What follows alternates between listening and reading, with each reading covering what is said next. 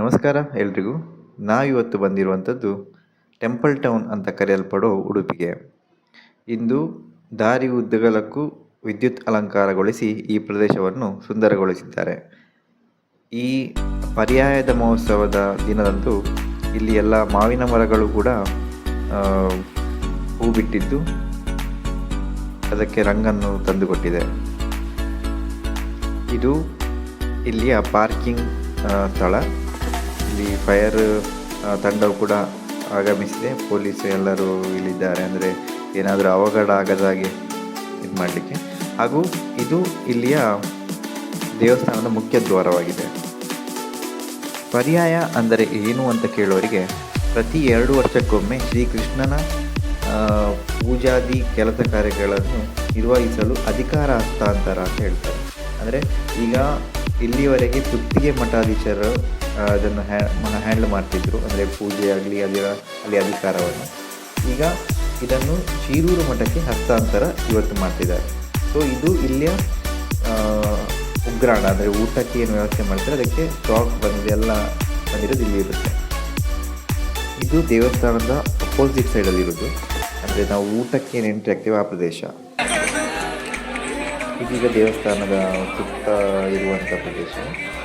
ಇಲ್ಲಿ ಜಾತ್ರಾ ಮಹೋತ್ಸವ ಥರ ತುಂಬ ಜನ ಇಲ್ಲಿ ಸೇರಿದ್ದಾರೆ. ಇಲ್ಲಿ ವಿವಿಧ ರೀತಿಯ ಕಾರ್ಯಕ್ರಮಗಳು ಕೂಡ ನಡೀತಾ ಉಂಟು. ನೀವು ನೋಡ್ತಾ ಇರುವ ಹಾಗೆ ಇದು ರಾತ್ರಿ 2 ಗಂಟೆ, ಆದರೂ ಇಲ್ಲಿ ತುಂಬ ಜನಸಾಗರ ಸೇರಿಕೊಂಡಿದೆ.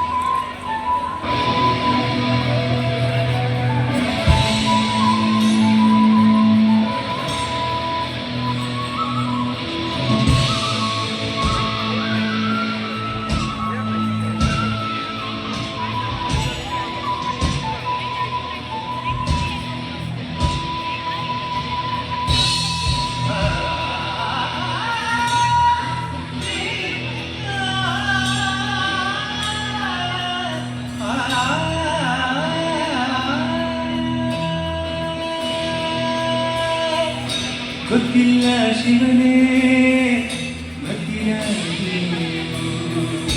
ಗೊತ್ತಿಲ್ಲ ಶಿವನೇ, ಗೊತ್ತಿಲ್ಲ.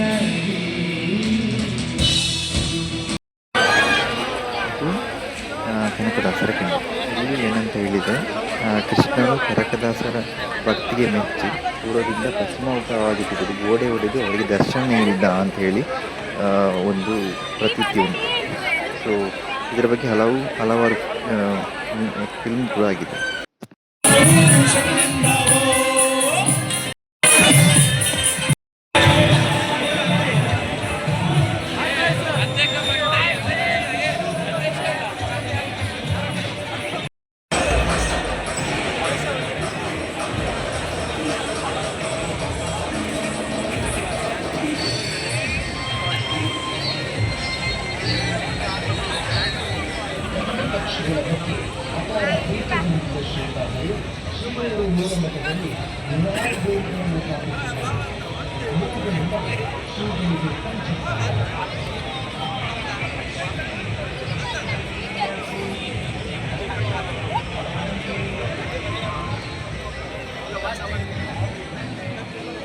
Yeah.